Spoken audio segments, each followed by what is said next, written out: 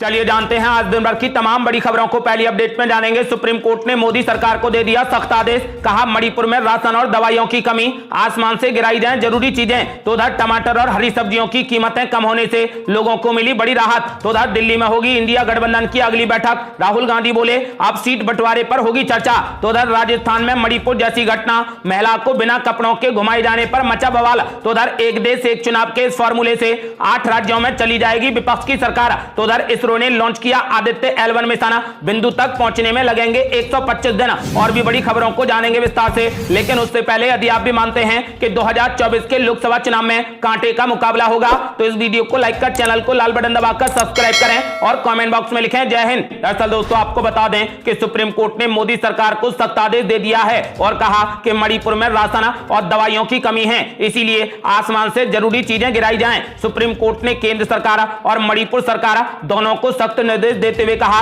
कि भोजन, दवा और अन्य आवश्यक सामान की जल्द से जल्द आपूर्ति की जाए। शीर्ष अदालत ने सभी जरूरी सामानों की सप्लाई सुनिश्चित करने का सख्त निर्देश दिया है। पीठ ने कहा कि अगर जरूरी हो तो आवश्यक वस्तुओं को हवाई मार्ग से उपलब्ध कराने के विकल्प पर विचार किया जाना चाहिए। कोर्ट ने कहा कि जरूरत पड़े तो सामान को एयर ड्रॉप किया जाए।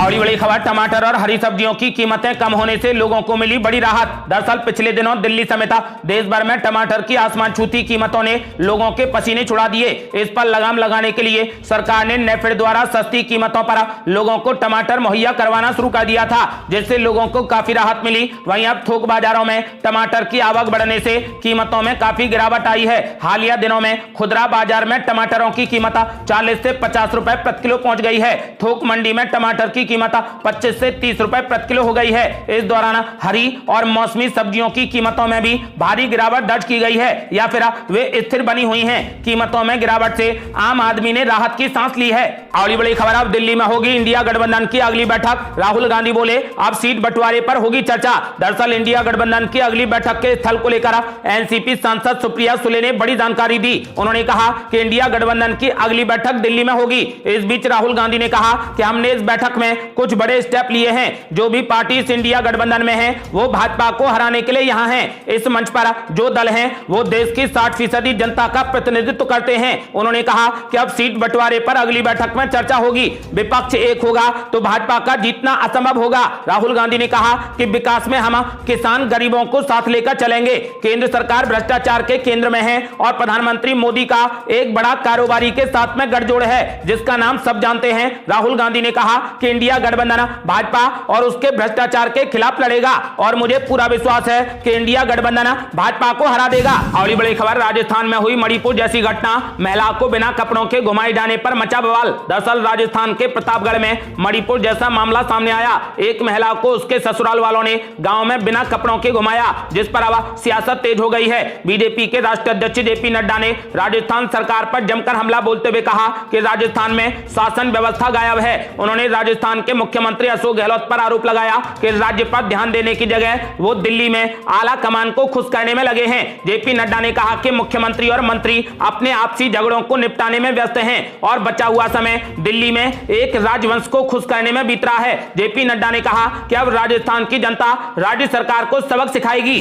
और बड़ी खबर, एक देश एक चुनाव के इस फॉर्मूले से 8 राज्यों में चली जाएगी विपक्ष की सरकार। दरअसल जानकार एक देश एक चुनाव को लेकर 2 तरीके के फॉर्मूलों का जिक्र कर रहे हैं। पहला फार्मूला तो यह है कि 2.5 साल का स्लॉट आवंटित हो, यानी पहले 2.5 साल के स्लॉट में लोकसभा के साथ कुछ राज्यों के चुनाव कराए जाएं और फिर दूसरे 2.5 साल के स्लॉट में बाकी बचे राज्यों के चुनाव हों। और दूसरा फार्मूला यह है कि एक साथ सभी राज्यों के चुनाव कराए जाएं। आपको बता दें कि यदि 2.5 साल रोस्टर वाला पहला फार्मूला लागू हुआ तो लोकसभा के साथ इंडिया शासित 8 राज्यों समेत कुल 19 राज्यों में विधानसभा के चुनाव होंगे। अभी राजस्थान, छत्तीसगढ़, बिहार, झारखंड, पश्चिम बंगाल, केरल, तमिलनाडु और दिल्ली में इंडिया गठबंधन की सरकार है। राजस्थान और छत्तीसगढ़ को छोड़कर बाकी के 6 राज्यों की सरकार के पास 1 साल से अधिक का कार्यकाल बचा हुआ है। दिल्ली में फरवरी 2025, बिहार में नवंबर 2025, केरल, तमिलनाडु और पश्चिम बंगाल में मई 2026 में चुनाव प्रस्तावित हैं। इन 8 में से 6 राज्यों में बीजेपी नंबर 2 की पार्टी है। दूसरी तरफ महाराष्ट्र, हरियाणा, सिक्किम, मध्य प्रदेश, पांडुचेरी और अरुणाचल प्रदेश में एनडीए की सरकार है, जहां पर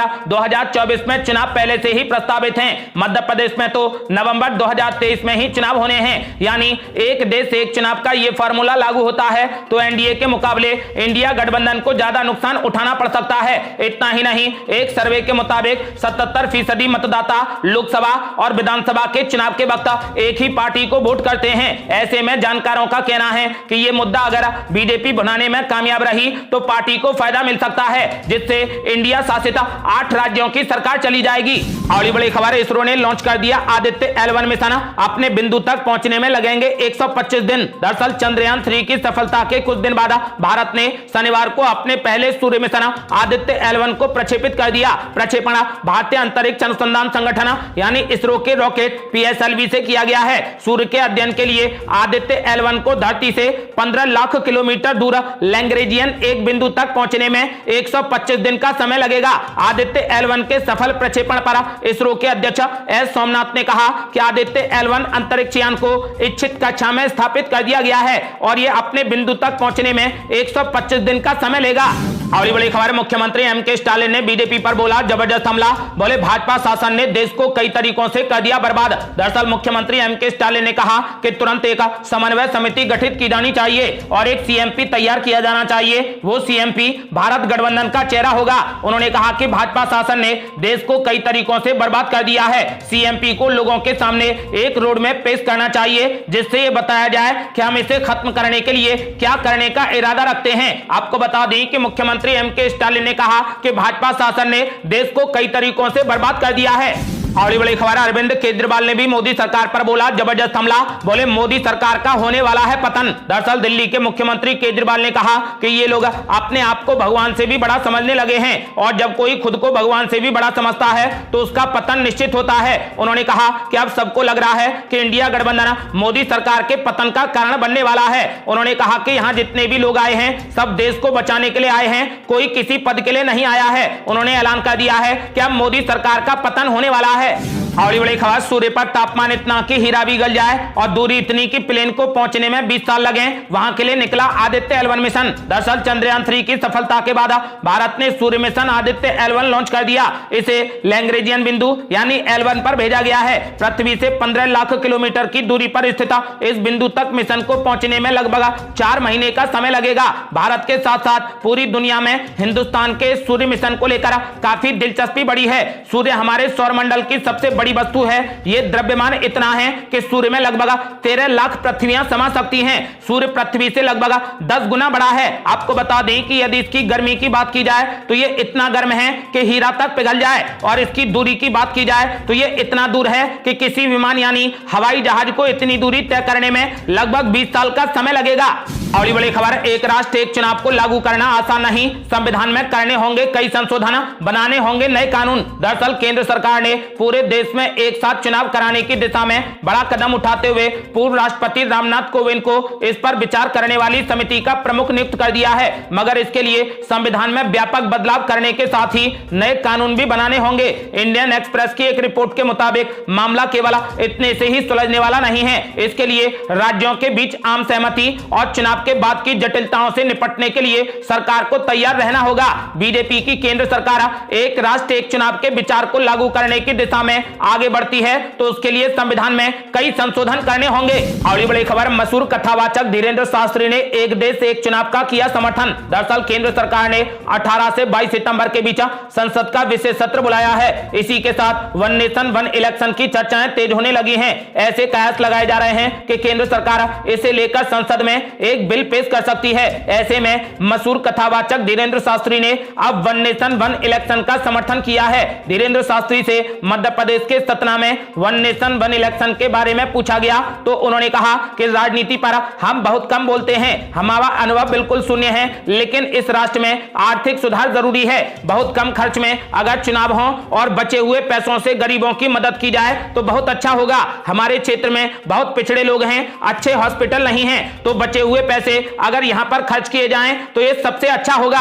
अगली बड़ी खबर, एक देश एक चुनाव के लिए गठित की गई कमेटी पर मचा बवाल। पूर्व राष्ट्रपति को अध्यक्ष बनाया बनाने पर उठे सवाल। दरअसल एक देश एक चुनाव की दिशा में केंद्र सरकार ने अपना कदम उठाते हुए एक कमेटी का गठन कर दिया है। इस कमेटी की अध्यक्षता देश के पूर्व राष्ट्रपति रामनाथ कोविंद के हाथों में दी गई है। एक देश एक चुनाव के लिए कमेटी के गठन पर विपक्षी पार्टियां काफी नाराज हैं। उन्होंने केंद्र सरकार के इस फैसले पर सवाल भी उठाए हैं। शिवसेना यूबीटी के नेता अनिल देसाई ने कहा कि सरकार को इसके बारे में विभिन्न राजनीतिक दलों के साथ मिलकर विचार करना चाहिए। उन्होंने कहा कि एक देश एक चुनाव का चाहे जो भी अवधारणा हो उसे सभी राजनीतिक दलों के सामने रखने की जरूरत है, जिसके बाद इस पर विचार किया जाएगा। विचार विमर्श और चर्चा के बाद ही इस पर फैसला लिया जाए। आपको बता दें कि पूर्व राष्ट्रपति रामनाथ कोविंद को एक देश एक चुनाव की अध्यक्षता देने पर समाजवादी पार्टी के सांसद रामगोपाल यादव ने भी सवाल उठाए हैं। उन्होंने कहा कि एक देश एक चुनाव कमेटी के अध्यक्ष के तौर पर पूर्व राष्ट्रपति का चुनाव नहीं करना चाहिए था। पारंपरिक रूप से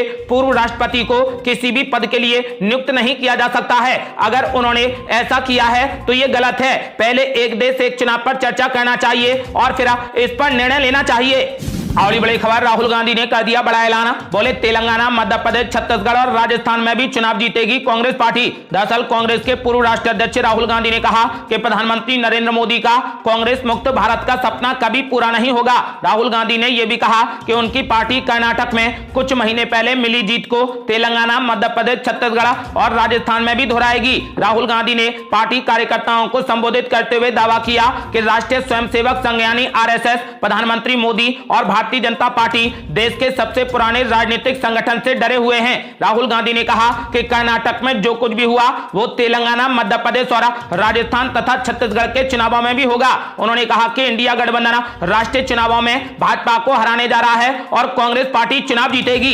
और बड़ी खबर, कहीं संयोजक को ही प्रधानमंत्री पद का दावेदार ना मान लिया जाए, इसीलिए मुंबई बैठक में नहीं बनी सहमति। दरअसल केंद्र की मोदी सरकार को हटाने के लिए एकजुट विपक्षी पार्टियों के गठबंधन की बैठक में संयोजक और लोगों पर आम सहमति नहीं बन सकी। विपक्षी गठबंधन की बैठक से पहले यह कहा जा रहा था कि इसमें प्रधानमंत्री नरेंद्र मोदी के खिलाफ एजेंडा सेट किया जाएगा और सीटों के बंटवारे पर ठोस चर्चा होगी। उम्मीद थी कि बैठक में संयोजक का नाम तय होगा, उसके साथ ही कुछ और नाम भी जोड़े जाएंगे, लेकिन ऐसा नहीं हो सका। अंदर खाने खबर है कि विपक्षी गठबंधन के नेता नहीं चाहते कि किसी एक दल के नेता को संयोजक बनाया जाए। माना जा रहा है कि विपक्षी गठबंधन का संयोजक ही प्रधानमंत्री पद का दावेदार माना जाएगा, इसलिए किसी एक नाम पर सहमति ही नहीं बन सकी। उधर तमिलनाडु के मुख्यमंत्री एम.के. स्टालिन ने संकेत दे दिए हैं कि विपक्षी गठबंधन का कोई एक नेता चेहरा नहीं होगा, बल्कि न्यूनतम साझा कार्यक्रम को ही आगे रखकर चुनाव लड़ा जाएगा। ये थी अब तक की बेहद बड़ी खबरें। रोजाना की ताजा खबरों को जानने